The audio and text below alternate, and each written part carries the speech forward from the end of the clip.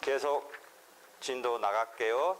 지금 당사자의 확정 2-26 그 부분 중에 성명모용소송은 했어요. 2-28 성명모용소송.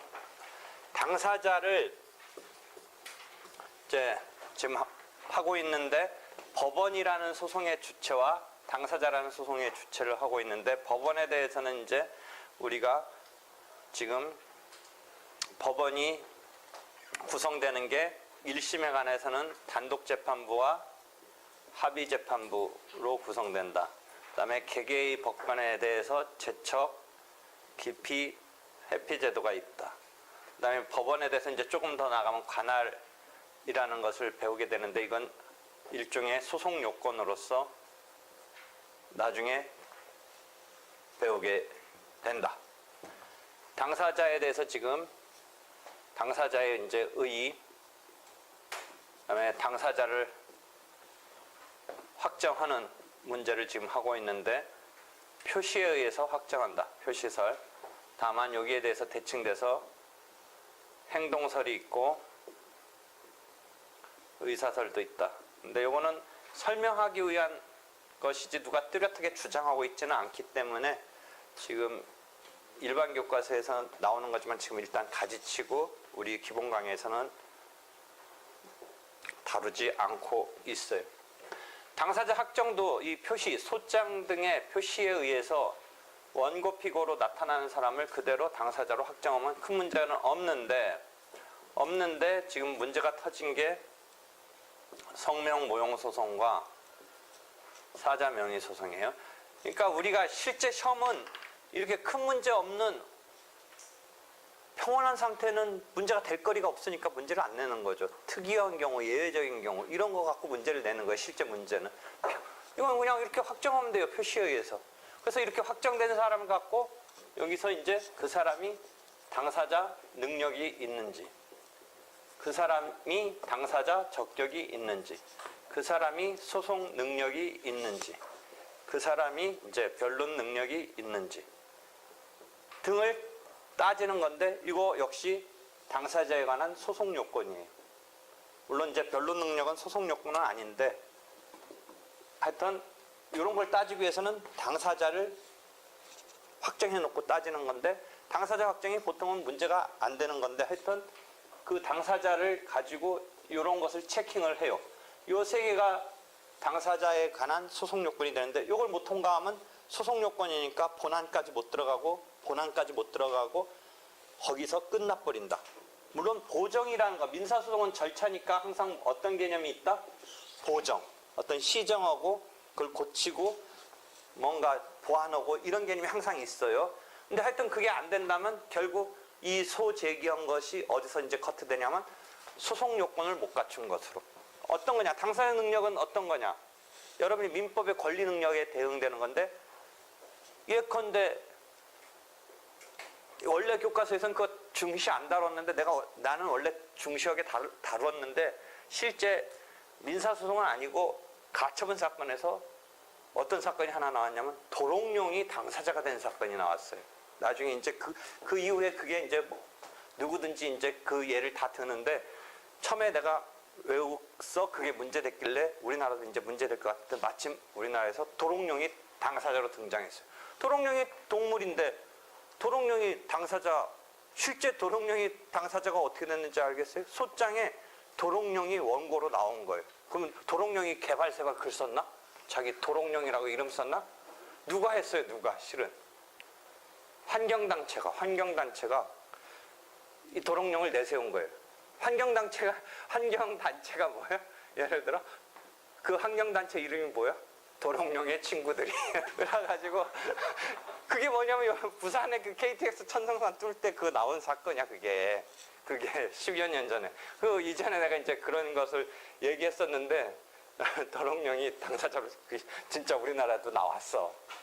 그러니까 도롱뇽이 원고로 나왔는데 이 동물이 민법적으로 권리 능력이 없는데 소송법에서도 그럼 주체성 인정할 수 있느냐? 우리의 소송법에 의한 판결은 뭐야? 권리 의무를 확정해 주는 건데 민법상 권리 의무의 주체가 될 수 없는 이 동물에다가 뭘 확정해 주고 말고가 어디 있어? 그러니까 여기서 걸린다고. 여기다 도롱뇽이라고 나왔어. 도롱뇽. 물론 누가 했냐? 도롱뇽의 친구들이 했겠지. 도롱뇽의 친구들이라는 어떤 환경단체가. 그럼 이거 안 되는 건 여기서 소송 요건이 없다라고 그래서 부적법 각하되는 거야. 부적법 각하. 소송 판결로. 그치? 요걸 통과해야 본안 판결로서 원고 청구에 대한 본격적인 청구를 인용할 거냐, 청구를 기각할 거냐인데 그 단계로 못 들어가는 거야. 그래서 소송 요건이라는 것의 개념은 뭐야? 본안 판단에 앞서서 갖춰야 될 전제 요건을 체킹하는 거다. 본안은 실체법을 갖고 승부를 낸다라고 보면 되는데 소송 요건은 우리가 지금 소송법에서 배우는 게 소송 요건이야. 그런 걸 하나하나 배워가는 거야. 그래서 민법에서의 권리 능력에 대칭되는 당사자 능력이라는 개념을 설정하고 요걸 지금 대칭해서 좀 이따가 배우게 되는 거야. 그 다음에 당사자 적격. 당사자 적격이라는 건 뭐야? 이제 사람이 권리 능력이 있으니까 당사자로서 김아무개가 나왔는데 이 지금 법률 관계에 대해서는 김아무개는 제3자인 경우가 있을 수 있어. 지금 이 씨하고 박 씨 간의 어떤 금전 관계인데 이 씨의 친구인 김이 원고가 될 수는 없어. 자기 주장상 자기가 돈 받을 관계가 아닌 것에 뛰어들 수는 없어. 그러니까 우리가 뭐 싸움 할 때도 무슨 얘기를 해? 싸움 할 때 막 누가 끼어들면 뭐야? 너 제3자 빠지라고 그러잖아. 제3자 빠지라고 그러잖아. 그러니까 지금 이 씨와 박 씨의 어떤 거래 관계에 대한 다툼에 김 씨가 거들어서 뭐 훈수는 둘 수 있지만 김 씨가 자기가 당사자 되는 건 안 되는 거야. 당사자 적격이 없는 거야. 제3자는 당사자 적격이 없어. 분쟁 해결해 줄 필요성은 이 씨와 박 씨 간의 관계에서만 분쟁 해결해 주면 되는 거지 김 씨가 나서는 것은 안 되는 거다. 김 씨는 당사자 적격이 없다라고 해. 그 다음에 민법에서 행위 능력에 대칭되는 소송 능력이라는 개념이 있어. 이제 사람은 사람인데 얘가 미성년자야. 또는 종래 개념의 한정치산자, 금치산자. 앞으로 우리 소송법은 지금 잠정적으로는 5년간 한정치산, 금치산자를 성년 후견, 피성년 후견, 피한정 후견으로 대칭해 쓰는데 올 봄에 이제 소송법에서 그것을 갖다가 이제 제대로 반영하기 위해서 민사법의 개정이 그것에 맞춰서 하는 게 지금 작업이 있는데 하여튼 그 개념이 지금 일단은 잠정적으로 쓰이는데 그런 행위 무능력자가 소송법에서 소송 무능력자가 돼. 그러니까 당사자가 사람으로 나왔는데 얘가 20살, 이제 20살이 아니지 요새 미성년자면 19살이 아니야. 그러면 얘는 행위 능력이 없는 실체법에서 우리 소송법에서는 소송 능력이 없다라고 그래. 그래서 소송 능력이 없다는 얘기는 계속 한 번씩 해줬는데 누가 등장해야 돼? 소송 능력이 없으면 법정 대리인이 해줘야 된다고 그랬지. 민법에서는 소송 무능력자라도 직접적으로 하는 게 뭔가 문제는 있지만 그 자체를 곧바로 뭐 어떻게 하지 않고 나중에 어떤 개념이 하나 있어? 취소시키는 개념이 있지. 아니면 대리를 통해서 한다는 개념이 있고. 근데 여기서는 대리를 통해서 한다는 개념만 있지 스스로 하면 그 문제가 무효로 곧바로 무효야. 민법에서는 스스로 미성년자가 하면 뭔가 문제는 있지만 무효라고 딱 하지는 않고 나중에 취소시킬 수가 있는 거야. 근데 이쪽은 스스로 한다는 개념을 아예 설정을 안 해. 이쪽은 소송행위에서는 55조에 보면 그러한 무능력자, 소송 무능력자에 대해서는 법정 대리인을 통해서만 어떤 소송행위를 할 수 있다. 이런 식으로 있어. 대리를 통해서만. 그렇기 때문에 직접 하는 건 안 돼. 무효야. 물론 이제 무효이지만 나중에 추인할 수는 있어. 미성년자가 성년자가 된다든지 무능력자가 능력을 갖추고 나서 또는 법정 대리인이 추인한다는 개념은 있어. 그렇지만 하여튼 직접 하는 것 자체는 무효야. 하여튼 그런 개념 등이 있어서 거기를 통과 못하면 부적법 각하시켜 소송 판결로 계속 이 큰 흐름 작업가. 그러기 위해서는 이런 걸 따지기 위해서는 당사자가 확정돼야 되는데 확정되는 것 자체가 크게 일반적으로는 문제되지 않는다. 소장의 표시 또는 소장의 표시만으로 뭐 완벽하지 못하면 청구 원인이라든지 그 뒤에 나타나는 서면 등에 비춰서 그 사람이다라고 어느 정도 확정할 수 있는 것인데 지금 문제가 하나 성명 모형 소송이 문제가 됐던 거지. 그래서 이미 설명을 했고 오늘은 사자 명의 소송을 갖고 이게 왜 문제되는지 한번 보자 이거예요. 사자 명의 소송에서 문제된 건 원고가 피고를 삼아서 돈 빌려줬던 거 받으려고 그래. 원고 갑이 을을 피고로 삼아서 을에게 뭐 5년 전 뭐 이런 때 빌려줬어. 개인 간에는 이제 드문데 보통은 이제 금융 보증 섰던 어떤 보증 기관이 대신 갚아주고 구상권 같은 거 행사하려고 하다가 이게 뭐 서류적으로 어떤 사람한테 그런 일이 있는데 이 사람들이 뭐 그냥 방치하다가 나중에 이제 시효 같은 게 다가온다든지 하면 청구 들어가는데 만연히 원래 서류에 있던 그 채무자한테 냈는데 그 시간적 흐름 때문에 을이 사실은 사망을 했어. 소송을 제기할 즈음에는 사망을 했어. 그러면 이것을 알지 못한 채 그대로 을을 피고로 삼아서 한다면 아까 말한 대로 실체법적으로 권리 능력이 없으면 소송법적으로 당사자 능력이 없잖아. 그 다음에 죽은 사람한테 뭐 갚아라 마라 돈 받을 권리가 있다 돈 줄 의무가 있다 이게 안 된단 말이야. 그러니까 사자를 당사자로 삼아서 낸 소송은 그 자체는 문제가 있는 거야. 근데 표시에 의하면 누가 당사자일 수밖에 없어? 소장에 표시에 의하면 죽은 을로 나타나니까 이것을 어떻게 처리하느냐. 그래서 당사자 확정해서 한번 우리가 문제를 삼는 거야. 그대로 표시에 의한다면 을이고 당사자가 피고가 을이고 피고는 이미 죽은 거야. 그런데 원고가 만연히 그 죽은 자 사자를 상대방으로 소송을 모른 채 낸 거야. 실은 나중에 가서 보면 이제 안경우까지도 문제가 되는 경우를 내가 더 설명할 텐데 일단은 모르니까 그렇게 만연히 냈어. 근데 소송하다 보니까 이게 죽었다는 게 드러나는 거야. 그러면 이 소송의 운명은 부적법 각하시킬 수밖에 없어. 그대로 간다면. 왜? 죽은 자는 당사자 능력이 없고 실제하지 않기 때문에 이 소송에서 권리 의무를 확정시켜준다는 그런 진전을 더 가져갈 수가 없는 거야. 그래서 부적법 각하시켜야 돼. 근데 우리의 소송의 메커니즘은 계속 뭐야? 되도록이면 큰 이 흐름에서 봐서 문제가 없으면 어떻게든 보완하고 살려주려고 하는데 이 경우는 뭐야? 그 아들이 실은 죽었다면 실체법적으로 여러분 친상법 아직 안 배웠는지 몰라도 상속 포기라든지 이런 게 없으면 실체법적으로 권리 의무를 포괄적으로 승계, 포괄적으로 떠안는 거야. 그 떠안기 싫으면 상속 포기를 한다든지 뭐 한정 승인을 한다든지 그런 제도를 두고 있는데 그렇지 않다면 이걸 떠맞는 거야. 그러면 제대로 온전히 그런 게 파악됐다면 누구를 상대로 했었어야 돼? 을의 상속인이 뭐 여러 명 있을 수 있지만 하여튼 병이 상속인이라고 해봐. 병이 상속인. 갑의 입장에서는 그게 온전히 파악됐다면 병을 상대로 했었어야 돼. 병이 상속 포기 같은 걸 안 했다면 병이 떠안는 거니까 예컨대 병의 입장에서 을이 아버지겠지. 병이 떠맞는 거니까 갑의 입장에서는 병에게 냈었어야 되는데 이게 잘 체킹이 안 되다 보니까 을한테 낸 거야. 이랬을 때 이것을 갖다가 곧대로 한다면 어떻게 할 거냐? 부적법 각하시킬 거냐? 아니면 약간 보충해서 어떻게 어느 정도 진행됐던 것을 그대로 어떻게 살려나가서 할 건가? 그럼 병을 등장시켜야 된다라는 느낌은 드는데 그렇다면 살리려면 병을 등장시키는 방법이 문제가 뭐냐 이거야.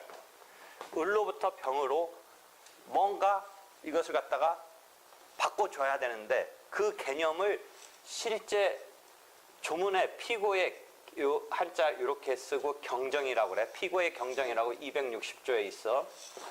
피고를 경정하는 것은 피고를 잘못 삼았을 때 1심 절차에 한해서 이것을 갖다가 뭔가 수정하는 이런 제도를 두고 있어. 이때의 경정은 변경이라는 용어에 해당하는 경정이야. 학설은 이 제도를 통해서 을로부터 병으로 경정해야 된다라고 하는 거야. 그런데 실제 실무는 그렇게 하지 않고 당사자 표시 정정이란 조치로서 바꿔줄 수 있도록 하는 거야. 표시 정정이라는 것의 뉘앙스는 뭐야? 바꾼다는 말을 내가 썼지만 수정한다. 당사자의 표시, 그 목적적인 앞에 대상으로 있는 그 목적어에 해당하는 게 표시야, 표시. 그러니까 당사자 변경은 목적어가 당사자를 변경하는 거고 당사자 표시 정정은 그 핵심 목적어가 뭐야? 당사자의 표시를 뭔가 수정하는 거야. 정정하는 거야. 그러니까 피고의 경정은 당사자를 변경하는 거야. 을로부터 병으로. 그 바꾸는 것은 동일성이 없는 별도의 인격체를, 아버지와 아들 별도의, 법적으로는 별도의 인격체인데 그 을로부터 병으로 바꾸는 그 작업을 학설은 피고의 경정으로 해야 된다. 왜? 인격이 틀려버리니까, 다른 주체니까. 근데 실무는 당사자 표시를 정정한다. 그러니까 목적적으로 오는 그게 표시야. 그럼 표시를 정정한다는 건 사실은 동일인을 놓고 뭔가 수정한다는 느낌인 거야. 뭐라고 써야 되는 것을 같은 사람 이름인데 뭔가 실수해서 홍길동을 써야 되는데 홍길도로 썼다. 그랬을 때 이건 동일인인데 홍길동이다 라고 바꿔주는 정도를 표시정정이라고 그러는 거야. 표시정정. 이해되겠어? 표시정정. 그러니까 당사자를 변경하는 게 아니라 표시를 수정한다. 당사자 표시 정정인 거야. 피고의 경정이란 테크닉은 당사자를 변경하는 테크닉이야. 근데 실무는 지금 당사자를 변경하는 테크닉보다는 더 심플하게 표시를 정정하는 이런 테크닉으로 할 수 있도록 해주고 있어. 차이 이해하겠어? 그러니까 표시서를 전제로 해. 표시서를 전제로 한다면 표시는 을로 됐으니까 병으로 바꾸는 게 변경, 당사자를 변경하는 건데 이 경우에 심플하게 당사자 표시를 정정하는 이런 테크닉을 가져오려면 표시설의 입장보다는 어떤 입장이 하나 학설이 나오냐면 아까 의사설처럼 이번에는 원고 갑의 의사는 을이 사망하였다면 당사자를 병으로 삼아서 할 의사였을 거다. 그러니까 당사자는 표시는 을로 했지만 의사에 따른다면 병이었을 것이다 라고 의사를 기준으로 당사자로 확정해야 된다라고 본다면 표시정정으로 가기가 쉬워. 잘 생각해봐. 표시설에 의한다면 을로 표시됐으니까 일단 을이 당사자니까 병으로 바꾸는 건 당사자를 변경하는 거야. 그런데 표시정정으로 처리해준다면 표시설에 의한다면 을로부터 일단 을이 당사자가 되니까 병으로 바꾸는 작업을 표시를 정정한다는 말하고는 조금 어폐가 있게 돼. 그러니까 행동설적으로 당사자를 확정한다. 아니, 의사설적으로 당사자를 확정한다. 의사설적으로 당사자를 확정한다라는 입장에 쓴다면 갑의 의사에 따른다면 표시는 을로 나갔지만 죽었다면 병을 당사자로 할 의사였다라고 그래서 병을 당사자로 할 의사였는데 표시만 지금 뭔가 미스가 나서 을로 했으니까 꼭 좀 바꿔주겠다라는 개념에서 표시정정으로 가는 그런 식의 연결이 쉽게 돼. 의사설을 택한다면 이해할 수 있겠어? 표시설을 택하면 이건 표시정정의 영역이 확실히 아니야. 아무리 아버지와 아들이지만 이게 별개의 인격체이기 때문에 표시를 정정하는 수준은 뛰어넘는 거거든. 아버지와 아들 별도의 인격체니까. 그랬을 때는 변경을 해야 되거든, 당사자를. 그러니까 표시설에 의한다면 당사자 표시정정으로 처리하는 것은 설명이 조금 어려워. 근데 실무는 표시정정으로 하니까 그래서 교과서 읽으면 이때는 의사설적인 입장에서의 처리다라고까지 좀 그게 적극적으로 말하는 경우도 있지만 완벽하게 적극적이냐 따지는 뭐하지만 하여튼 그런 쪽의 연결고리가 훨씬 쉬운 거야. 그렇게 되면. 표시설하고는 안 어울리는 거야. 표시 정정으로 해줄 때는 적어도 되겠지. 실무는 지금 표시 정정으로 처리하고 있어. 심지어 어떤 경우까지 아까 얘기하려다 말았는데 어떤 경우까지 지금은 모르는 상태에서 냈는데 알면서도 냈어. 지금 을이 죽었어. 을이 죽었으면 어떻게 해야 돼? 알았으면 상속인 찾아가지고 상속인 상대로 내야 되는데 알면서도 을한테 냈어. 죽은지 알면서도. 왜 그 보증회사 등이 그렇게 했겠어? 잘 생각해. 보증회사들이 죽었는지 아는데도 뭔가 이것 때문에 그 다음 막 여러 가지 지금 작업이 필요하고 그게 죽은 사람 내면 뭔가 문제가 있다는 거 아는 이런 상황까지 뭐 전개될 거라고 뭐 예상도 되고 하는데 왜 아들을 상속인을 대상으로 하지 않고 죽은 사람 만연이 냈을까? 그 보증회사 등이. 왜 그랬을까? 아까 잠깐 지나가면서 얘기했는데 시효가 임박했어. 시효가 임박했는데 막 지금 10년짜리 예컨대 일반 채권의 시효인데 막 뭔가 그런 놔뒀다가 지금 소송을 제기해서 시효를 중단시키고 판결이 확정되면 시효가 다시 10년이 돼. 그런 메커니즘은 민법적으로 이해하고 있지. 지금 막 9년 막 한 11개월 이쯤 됐어. 여러분이 상속인을 그렇게 호락호락 찾아지는 게 아니야. 왜냐면 그 사람의 어떤 죽은 사람 이 처리라든지 그 가족관계에 관한 것을 함부로 우리가 공식적으로는 볼 수가 없어. 여러분이 등기부는 땅에 대한 어떤 공시하는 등기부는 돈 내고 800원인가 내고 볼 수 있지만 집원 가가지고 그건 집원으로 되어 있으니까 사람 주인이 누군지하고 상관없이 몇 번지 땅을 볼 수 있는데 가족관계 등록부 같은 건 일정한 범위에서만 보는 거지 일반 사람이 어떤 사람 가족관계 등록부를 볼 수가 없어. 그러니까 공식적으로 이 사람의 상속인 아들, 딸이 누가 있는지 알 길이 없어. 공식적으로는. 그런데 그러니까 막 지금 시효는 완성되려고 하네. 이 상속인들 찾아가지고 찬찬히 내려니까 너무 지금 촉박한 거야. 그러니까 죽은지 알면서도 어떻게? 일단 내는 거야. 일단 내. 그럼 소송을 내면 어떻게 될 수 있냐면 소송을 제기됐기 때문에 상속인을 찾는 그 공식적인 작업을 할 수가 있어. 법원에 소재기 증명됐다라는 거 갖고 이제 구청 같은 데 가서 이걸 확보할 수가 있어. 그지? 다만 이제 지금 문제는 죽은 사람 상대로 냈으니까 아까 말한 대로 두 가지의 처리 방법이 있는데 실무는 표시정정으로 처리해주고 학설은 이건 표시정정의 영역은 아니다.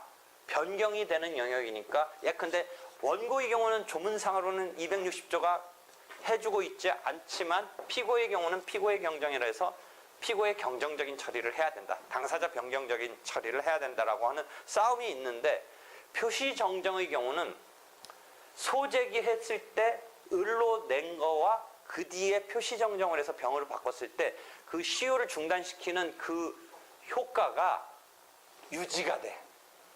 무슨 말이냐면 표시정정이니까 동일한 사람한테 낸 것에서 표시만 수정하는 거니까 잘 생각해보면 이해될 거야.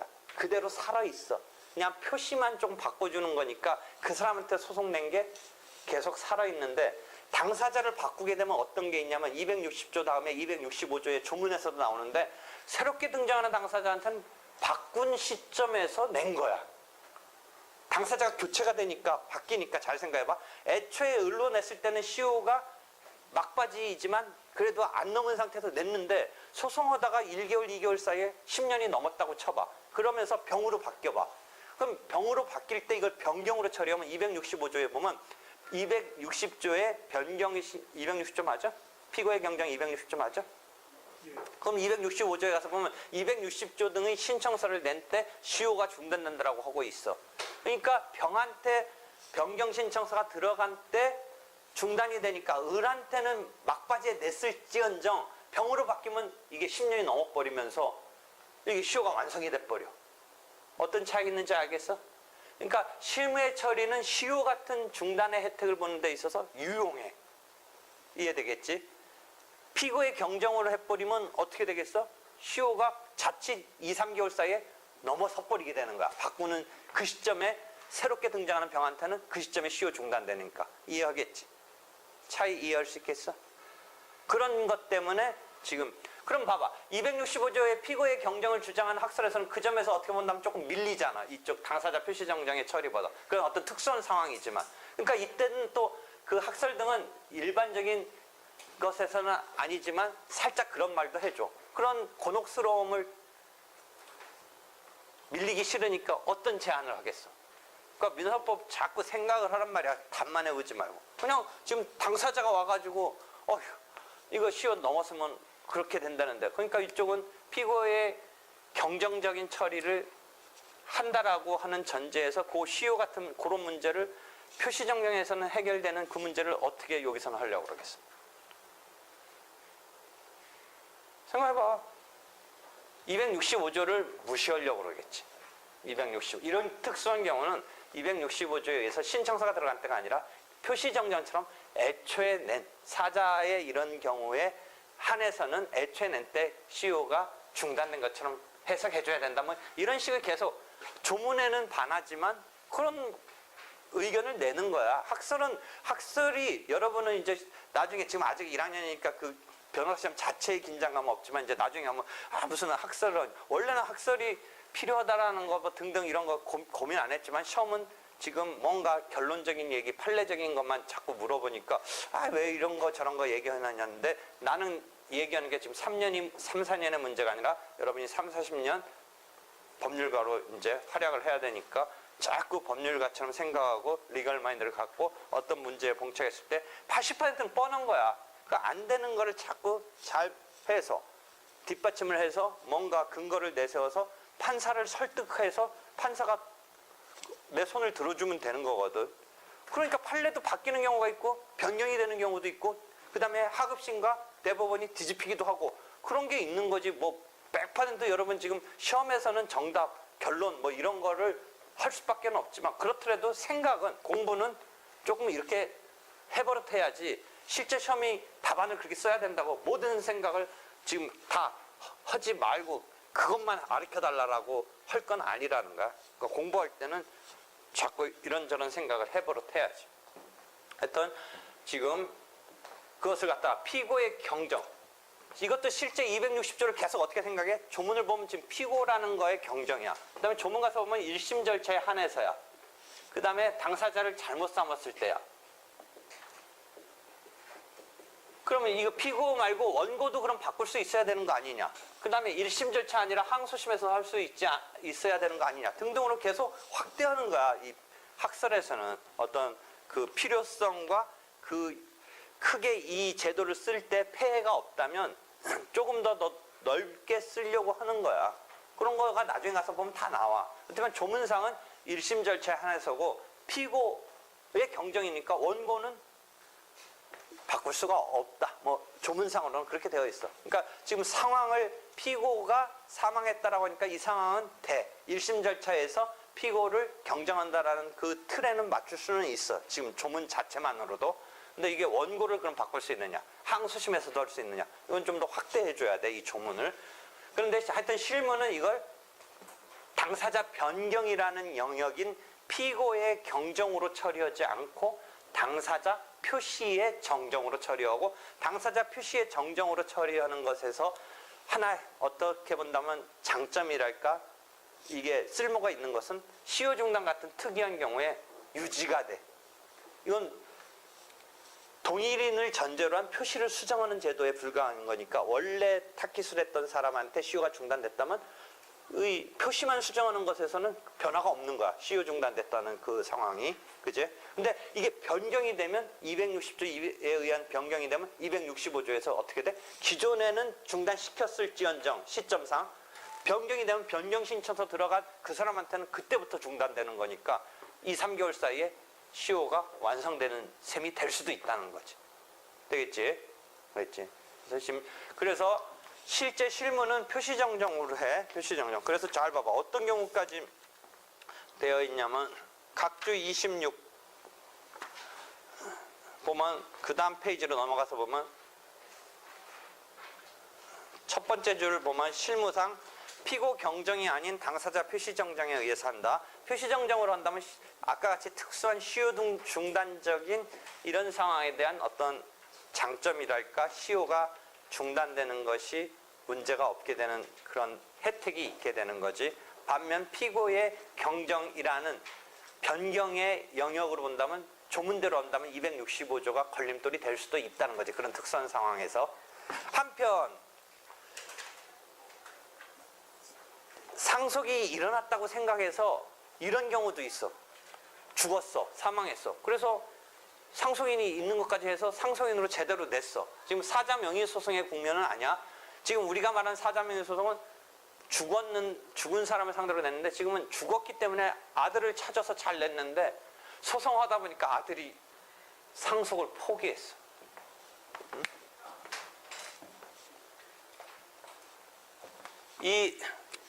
지금은 이 사람을 사자로 낸 거니까 우리가 사자명의소송 하는데 지금은 이제 사자명의소송 자체는 아닌데 이 실무가 어떻게까지 하는지를 잘 봐봐.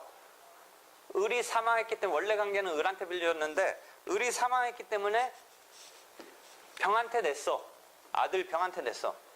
그래서 이건 정상적으로 낸 소송이야. 지금 사자명의소송은 아니야. 정상적으로 갔는데 병이 상속 포기해버렸어. 그럼 실체법적으로 상속 포기하면 어떻게 돼? 그 다음 순위로 내려가. 누구한테 내려가니? 병이 상속포기하면 손자한테 내려가, 손자. 근데 가끔가다 친족상속법 보면 재밌어. 아버지 엄마들이 지네들은 빠져나갔는데 자기 기준으로 아들, 그러니까 할아버지 기준으로 손자한테 그게 간다는 게, 자기는 빠져나갔어, 상속 포기하고. 자기네는 빠져나갔는데 그게 어디로 가니? 자기 아들, 딸, 즉 손자한테 가, 손자. 그러니까 하려면 어떻게까지 해줬었어야 돼, 완벽하게 하려면. 그다음에 보통은 이제 손자쯤 되면 미성년자니까 이 부모가 실제법적으로 법정대리인 돼서 자기 애들도 다 상속 포기를 해줬어야 되는데, 자기네만 상속 포기하고 빠져나가려다 보면 누가 걸려드니? 자기 아들, 딸, 손주가 걸려들어, 손주가. 그러니까 하려면 완벽하게 자기네 털어버리려면 자기네 빠져나가면서 포기하고, 자기네 애들도 자기네들이 법정대리인이 돼서 포기를 해줘야 되는데, 자기네만 빠져나와서 됐다 하고 했는데 누가 덤택했으니? 자기네 빠져나오면 그 다음 순위가 누구야? 손주야, 손주. 손주가 덤택했어. 응? 아주 신족상속 가면 그런 거 둘러싸고 또 재미나는 게 많이 번져. 응? 아주 원래 제대로 해주려면 어떻게 하면 돼? 자기네 하고, 그러니까 아들들이 하고 손주 것까지 아들이 법정대리, 미성년자란 전자에서 해줘야 되는데, 애들 거 안 해주면 자기네는 빠져나가지만 애들이 그냥 걸려들어 버리지. 응? 그런데 하여튼 소송 도중에 상속을 포기했어. 그럼 이제 상속 포기하면 실체법적으로 이 사람은 의무자가 아니네. 그치? 그럼 만연히 그냥 소송 진행해버리면 어떻게 돼? 기각이 돼, 원고가. 그렇다고 그러면 기각돼도 어떻게 하면 돼? 다시 그 다음 순위에, 예컨대 그 손주에 해당하는 사람 타깃으로 하면 되는데, 이왕재사 이렇게 된 거 이 소송에서 그걸 결부시켰으면 좋겠다. 다시 생으로 하지 않고. 그것을, 이건 사자명의 소송 아닌데 그때 처리를 판례는 당사자 표시정정으로 할 수 있게 해준다. 판례는 상속관계에서는, 사망과 상속관계에서는 판례는 당사자 표시정정을 계속 처리를 해줘. 그 연결고리를. 실제는 달라지는 거야, 사람이.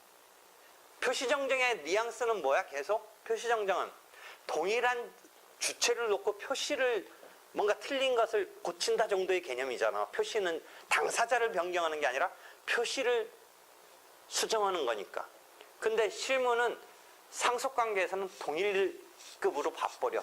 동일급으로 보니까 할아버지, 아버지, 아버지와 아들 막 이런 관계에 막 변화되는 것을 표시정정으로 다 수용을 해줘. 요거는 그러니까 지금 설명하는 것은 사자명의 소송 자체는 아닌데 표시정정을 얘기하다가 나온 거고, 그 다음에 그 마지막에 고딕으로 된 것은 사망 사실을 알면서도 알고서 피고를 했어. 잘못된 거지, 어떻게 본다면. 그런데 이 경우 시효 같은 문제에 있어서 그런 상황이 특별하게 있을 수가 있단 말이지. 그렇지? 그러니까 실무는 이 경우에도 표시정정으로 처리해 준다까지, 그런 판례까지 소개한 거야. 그렇지? 그래서 그 92면에 보면 당사자 표시정정과 당사자 변경을 구별했잖아.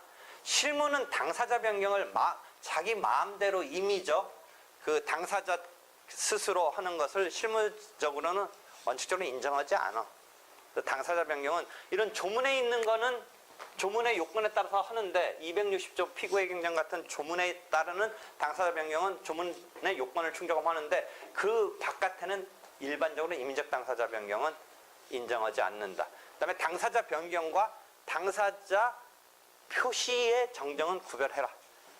동일한 사람을 놓고 수정하는 것은 표시 정정의 영역이고, 죽은 자와 아들 등의 관계는 실은 엄밀하게 말한다면 동일인은 아니고 별도의 인격이니까 당사자 변경의 영역이다. 학자들은 그런 점에서 예컨대 아까 같은 사례에 피고의 경정으로 처리해야지 표시정정으로 처리할 건 아니다라고까지 이야기를 하는 거야.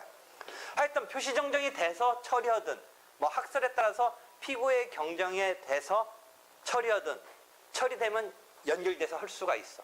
연결돼서 할 수 있는데, 이게 그렇게 되지 않고 끝끝내 가면 어떻게 돼? 끝끝내 가면. 끝끝내 가서 죽은 사람 이름에 판결이 있게 되는 셈이 돼. 그게 고쳐지지 않고 만연히 가버리면. 아까 말한 대로 을이 사망했는데 병으로 표시가 정정되지 않고 병으로 또는 학설에 따라서 당사자가 변경되지 않고 표시 정정이든 당사자 변경이든이 이루어지지 않고 이게 이루어지지 아니한 채 만연히 을을 대상으로 피고로 해서 판결이 내서 예컨대 을은 갑한테 돈 주라든지 뭐 이런 판결이 나왔다고 하더라도 이 판결은 어떻다? 죽은 자가 의무의 주체가 될 수가 없잖아, 사망자가. 그렇지? 그러니까 이 판결은 만연히 갔다면 무효가 돼. 무효. 당연히 이 판결은 만연히, 그래서 관가한 판결에, 저번 때 관가한 판결 한번 얘기해 줬지. 제척될 사유가 있는 판사가 만연히 내린 판결. 그지? 앞에서 성명 모용 소송이 체킹 안 되면서 그대로 간 판결. 그것이 간가된 판결이 어떻게 처리되느냐인데, 요 케이스는 뭔가 간가된 판결하니까 무조건 또 재심 뭐 이런 게 떠오르는데 당연히 무효야. 당연히 무효야. 당연히 무효. 이 간가한 판결은 당연히 무효. 그러면 실무는 당연히 무효라고 하는데, 자 보자. 또 우리는 이제 리갈 마인드야. 원고가 죽은 것을 체킹 못한 탓은 있지만 2, 3년 걸려가지고 판결해서 죽으라고 해서 이겼는데 나중에 와서 쓱 뭐라고 그래. 그 아들이 나타나서 우리 아버지 죽었었는데요. 그럼 진작 말하지. 진작 말했으면 뭐 표시 정정을 하든 뭘 하든 하는데, 물론 니는 왜 못 체킹했느냐. 네가 근데 하여튼 몰랐다. 근데 니는 왜 잡아떼고, 그럼 마치 거기서 죽었는지 모른 채 계속 진행된 거야. 왜 그럼 법정에 죽었는지 왜 몰랐을까? 변호사가 선임돼서 막 아들이 변호사 선임해서 변호사가 나오고 있는 거야. 그러니까 당사자는 법정에 안 나오니까 죽었는지 알았는지 모른 채 막 한 2년간 해가지고 끝내 2인 이겼어. 원고 측이 이겼어. 예를 들어 갑이 이겼어. 그런데 지금 이 사람 교과서에 이렇게 쓰였는데 하고서 딱 나오는 거야. 상속인이 무효인데요. 원고 열받지. 물론 잘 체킹 못한 탓은 있지만, 자 그럼 실무는 무효라는데 우리는 또 내가 그대로 그냥 우리는 그런 거 봐야 돼? 물론 의리 입장의 변호사라면 계속 무효를 주장하고 책에 이렇게 쓰였다고 하고 실무도 이렇게 쓰였다는데, 갑의 입장에서 이거 2년간 소송해서 이겨놨더니 지금 와서 무효라고 이렇게 하는 거, 나 진짜 2년간도 속 터져 죽겠는데, 이거 그 원고 입장에서 이거 어떻게 하냐고 물어보면 책에 무효라고 쓰였었고 실무도 무효라니까, 그 다음에 변호사 시험에 나 무효라고 쓰고 끝 했으니까 무효예요.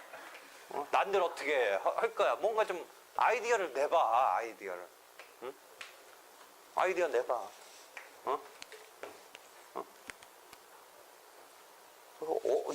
너가 갑이라고 생각해봐. 열불 안 나? 내가 왜 이걸 죽었는지 몰랐을까 하고 그냥 신사한탄만 해? 뭔가 아이디어를 내봐. 아이디어를. 하여튼 실무는 무효라고 그래.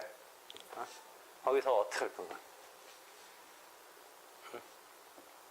그러니까 이 갑의 입장에서는 어떻게 하는 거야? 이 효력이 있는 것으로 되는 게 지금 복창 터지는 일에서 원하는 거 아니야? 무용은 2년간 지금 해서 기껏 이겨놨는데 허탈하게 된 거니까 이 사람은 이걸 살리려고 하는데 어떻게 해서 살릴 건가? 이런 구상을 하는 거지. 갑의 입장에서. 그런 생각. 무효에 풍부하게 생각을 하려면 상속인이 등장해서 기껏 자기가 변호사 선임해서 이 소송에 관여했으면 그 다음에 이쪽 피고 측의 입장에서 보면 이제 결과가 지니까 쓱 여태까지는 혹시 이길지 모르니까 말 않고 있다가 최종적으로 지니까 이거 문제 있다라고 이제 들고 나온 셈이라면 뭔가 그걸 꺾어야겠잖아. 이쪽 입장에서. 그렇잖아. 그쪽서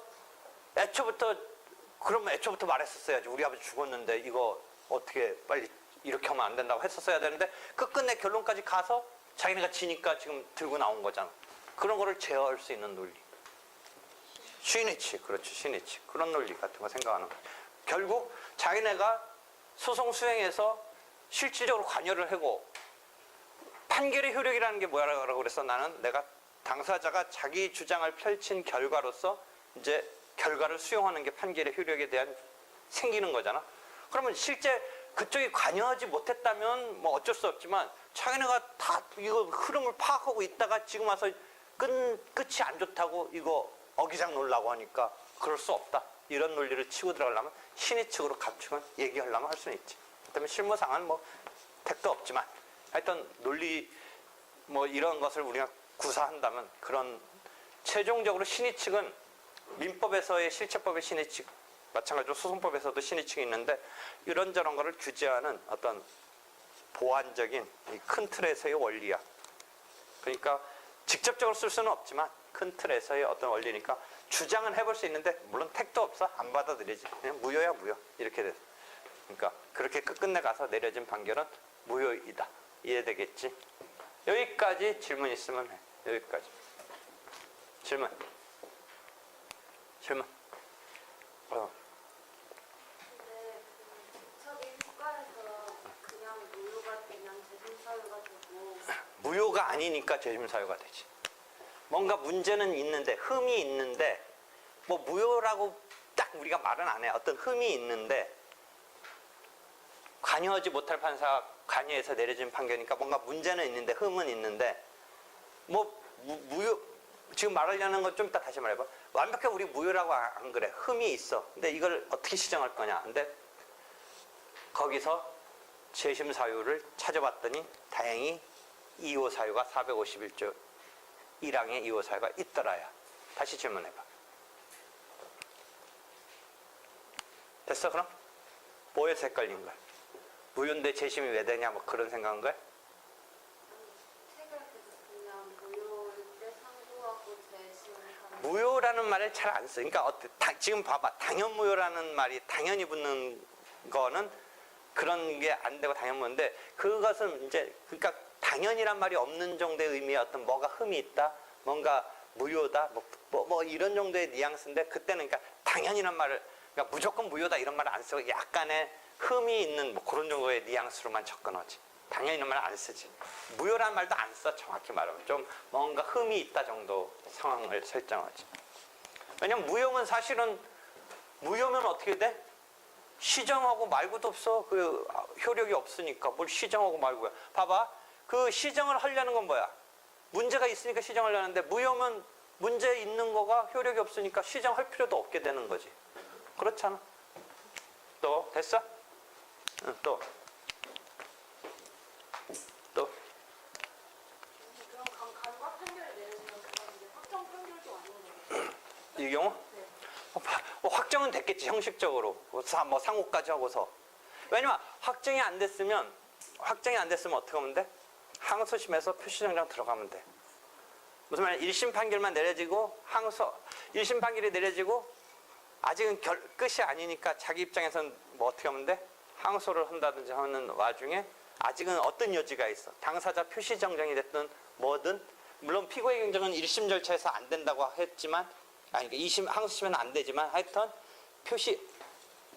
피고의 경정은 1심 절차에 하나니까 이걸 확정하지 않는 이상은 항소심에서 이건 못 써먹는데 표시정정은 써먹을 수 있거든. 할 수 있거든. 그러니까 아직 확정이 안 된 상태라면 2심이라면 이 상황에서 어떻게 돌파구를 쳐줘? 표시정정을 하면 되지. 뭐 그런 상황까지 가게 안 만들면 되지. 그러면 이게 그 간과 판결이 내려졌는데 양쪽 다 당사자 다 이의가 없으면 이건 무효니까. 그냥 그래도 무효. 헛방친 거지 서로. 헛한 거지. 이걸 가지고 뭐 주장을 서로 그러니까 지금 이긴 판결인 경우에 원고는 이걸 써먹고 싶을 거 아니야. 2년간 결과물로 이겼으니까. 근데 지금 말대로 원고도 그냥 무효니까 뭐 어쩔 수 없나 보네 하고 안 써먹으면 그냥 그건 그 종이는 내용은 무효니까 뭐 그냥 아무 결과물도 아닌 거지. 종이로서의 결과물이긴 한데 아무 결과물도 아니지. 근데 뭐가 지금 궁금해서 안 풀렸어. 근데 이게 잘못된 판결이 내려졌어도 양쪽 다 이제 이의 제기가 없는 한 그대로 이제 이행 판결이나 혹은 뭐 어떤 걸 구할 수 있는지. 무효니까 효력이 없다니까. 그 봐봐. 그러니까 뭐 예를 들어 1억 원 주라는 판결이 유효하면 뭐야? 이긴 사람이 가서 진 사람한테 받을 수 있는 건데 무효라는 말은 지금 갑이 을한테 뭐 바꾸 말고도 없어. 그냥 효력이 없어. 이건 그냥 종이야 종이. 원래 효력이 있어도 판결문은 종이인데 이건 뭐 더더욱 효력이 없는데 뭐 효력이 없는데. 왜 썰렁해? 효력이 있어도 종이잖아 종이. 집행을 하기 위해서는 또 집행법 가야 돼. 그 자체는 종이야 판결문은. 효력이 있어도 확정됐어도 종이야. 1억 원 가서 받으려면 강제 집행하기 위해서 또 집행문 받고 뭐 또 작업을 해야 돼. 근데 그렇게 물으면 20을 넘어갈 수조차 없는 거 지금은 이제 간과된 게 뒤늦게 드러나서 무효인 거지. 1심의 종국 판결은 아직 잠정적인 거거든. 확정이 안 된 거거든. 항소를 안 하면 이제 확정돼서 그것이 유효냐 무효냐 되겠지만 항소를 하면 아직 절차가 살아있는 거야. 완결이 안 된 거야. 최종 결과물이 아닌 거야. 아니잖아. 항소가 된다면. 그러니까 너 입장에서는 원고가 피고가 어떻게 항소를 안 하고 그냥 됐든 무효이다. 이렇게 그 구상을 하는 거야. 1심 판결에 대해서 그냥 무효이다라고 하려면 어떻게 하면 돼? 원고는 이겼으니까 항소를 안 할 거 아니야? 의리 항소 안 하고 확정시켜 놓고 무효다라고 하겠지. 그러려면. 그럼 나중에 다시 삼성이한테 순서가 갈수 있어요? 이 판결은 무효고 다시 하는 거지. 그 갑은 의의 상속 관계에 따라서 네가 뭐 특수하게 포기했다든지 이런 상황은 이제 별도로 차치하고 네가 상속인으로서 지금 포괄적으로 의무를 승계한 자니까 다시 내겠지. 여러분이 판결의 효력은 상대적 효력이라고 해서 218조의 1항을 보면 당사자 사이에만 미치는 거야. 판결의 효력은. 그러니까 죽은 사람에 대한 것이 일단 지금 무효니까 이건 뭐 효력도 없으니까 뭐 그 얘기할 필요 없는데 만약에 효력이 있어도 아들하고 관계는 아닌 거야. 만약 효력이 있다고 쳐도. 누구한테 진 거야, 갑은? 죽은 을한테 진 거잖아. 근데 효력도 없지만 만약 있다고 하더라도 을한테 한 거지. 병은 이 을하고 판결문에 병은 나오지도 않은 거잖아. 그러니까 병한테 효력을 생기게 하려면 병을 등장시켜야 되는데 그 병을 등장시키기 위한 테크닉이 지금 실무는 뭐인 거야? 이게 만연히 가면 끝끝내 가면 판결문에도 어떻게 나와? 을이 갑한테 뭐 주라 마라 뭐 이렇게 나오는 거 아니야? 근데 을이 죽었잖아. 그러니까 지금 무효라고 하는데 당연 무효라고 하는데 만약에 병을 판결문에 등장시켜야 병한테 판결력을 미칠 수 있는데 병을 판결문에 나오게 하기 위해서는 그 과정 속에서 병으로 바꿔줘야 되잖아, 당사자를. 그 바꾸는 작업이 실무는 어떻게 한다? 표시 정정으로 한다. 그 얘기를 한 거잖아, 지금. 근데 표시 정정 하지 아니한 채 그대로 가가지고 판결문이 죽은 의 명의로 나왔으니까 실무는 당연 무효라고 한다는 거지. 그래도 안 돼? 돼? 됐어? 됐어? 또? 한번. 그 당연 무효 판결은 판결이 확정된 이후에도 주장할 수 있는 거예요. 당연 무효니까 주장한다는 걸 너는 그가 유효로 주장하려는 거야? 지금 무효로 주장하려는 거야? 근데 그냥 판결을 무효야, 무효. 그러니까 무효라는 걸 유효로 주장하려는 거야? 네가 말하는 주장은 뭐야, 지금? 판결에서는 을이 죽었는데 그한테 뭔가 의무를 부과했는데 그게 판결로 확정이 됐어요. 근데 그 이후에 그래도 이게 뭔가 무효라고 하려고 하면 뭔가 말을 해야 되잖아요. 아니, 당연, 그 앞에 당연이라 했잖아. 당연. 원래 여러분이 무효나 취소나 뭐 주장해서 할 수도 있겠지만 지금 당연이라 말해서 무효라고 주장하는 걸 말리지는 않지만 하여튼 무효, 당연히 무효야. 그럼 종이라고 계속 했잖아. 종인데 쓸모없는 종이. 그냥 쓸모없는 판결문. 그걸 내가 굳이 이거 쓸모없다. 그래가지고 확실히 찢어가지고 이러지 않아도 그냥 쓸모없어. 또. 됐어? 그 다음에 됐으면 대리로 넘어가. 대리. 이제 대리. 왜?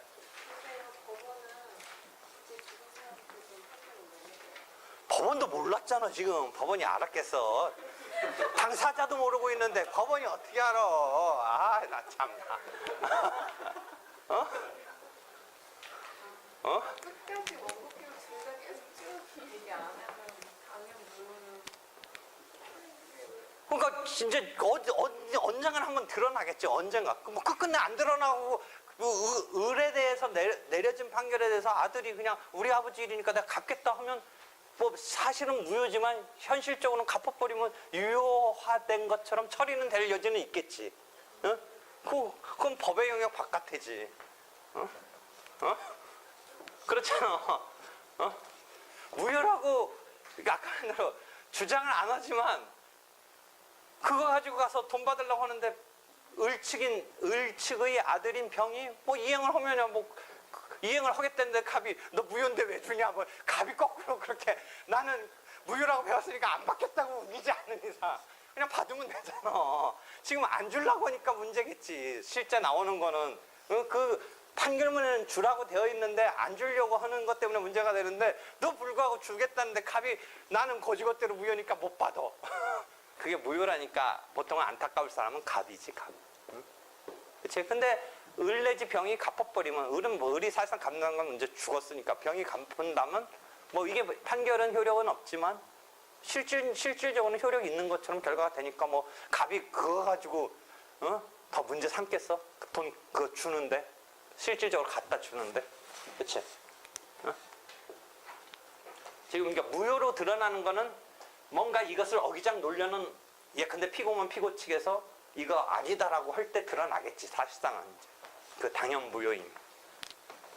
또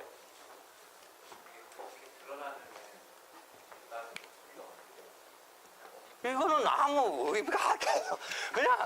그냥 그샤 다시 갑이 병한테 하든지 말든지는 아무 상관없어 이거하고는. 아이고.